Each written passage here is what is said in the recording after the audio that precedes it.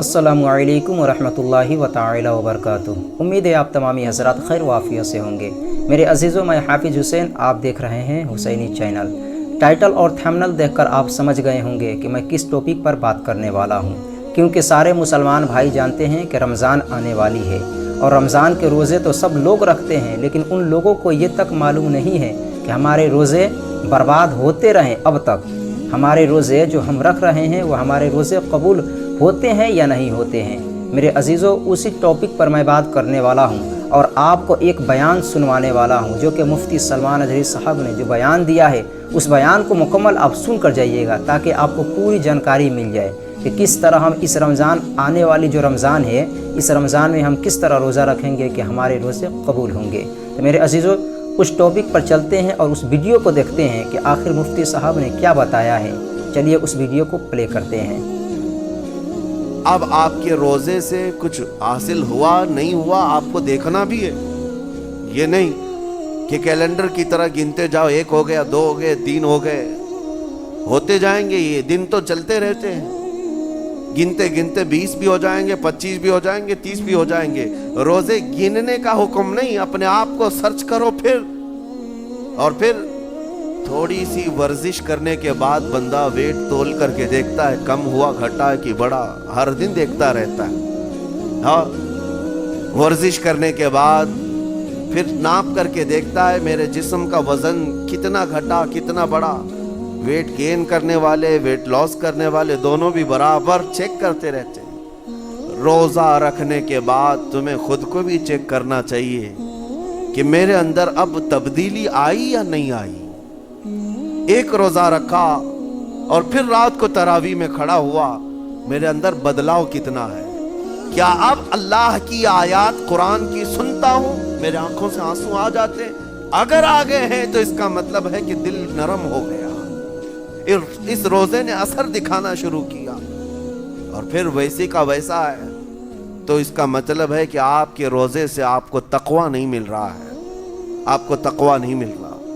खौफ खुदा जब आता है तो इंसान का दिल मोम हो जाता, नरम हो जाता है और अल्लाह के अज़ाबात से, जहन्नम के खौफ से, कब्र की सख्तियों से वो रो पड़ता है, उसकी आंखें बहने लग जाती हैं। और जब दिल सख्त होता है पत्थर की तरह, तो उसे ना अल्लाह की आयतें रुलाती हैं, ना आखिरत का तसव्वुर उसे हिलाता है। इसीलिए क़यामत के दिन के बारे में मैं आपको बताऊं, नबी पाक सल्लल्लाहु ताला अलैहि वसल्लम की उम्मत की तरफ जहन्नम की आग शोले लपकाते हुए बढ़ती आ रही होगी, बहुत तेजी से।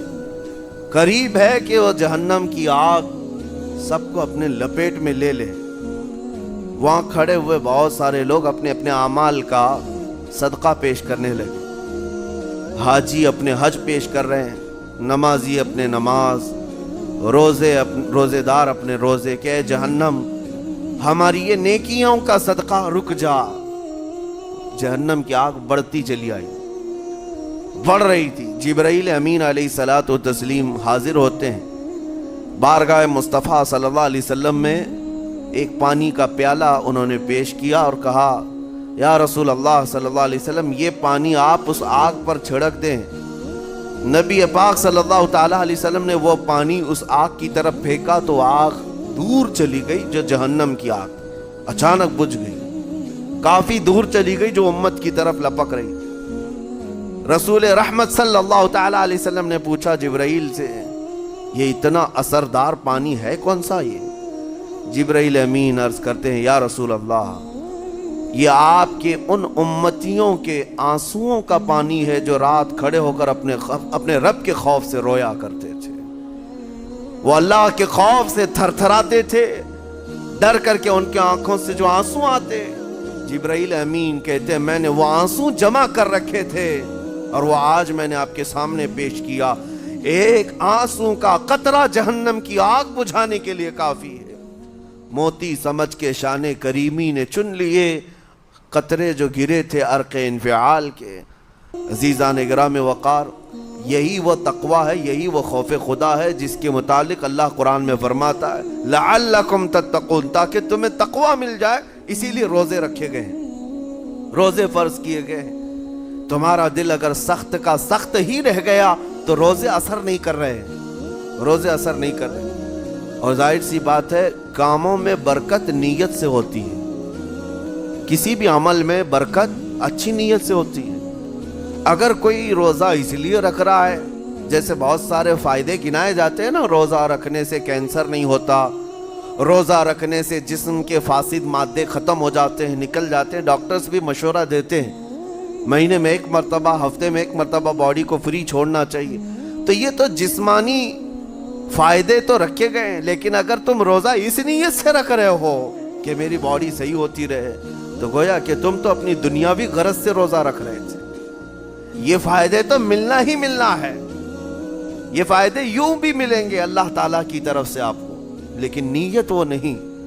रोजा रखने की नीयत ये हो कि मेरा रब मुझसे राजी हो जाए और मुझे रब तबारक व तआला का खौफ और तकवा हासिल हो जाए।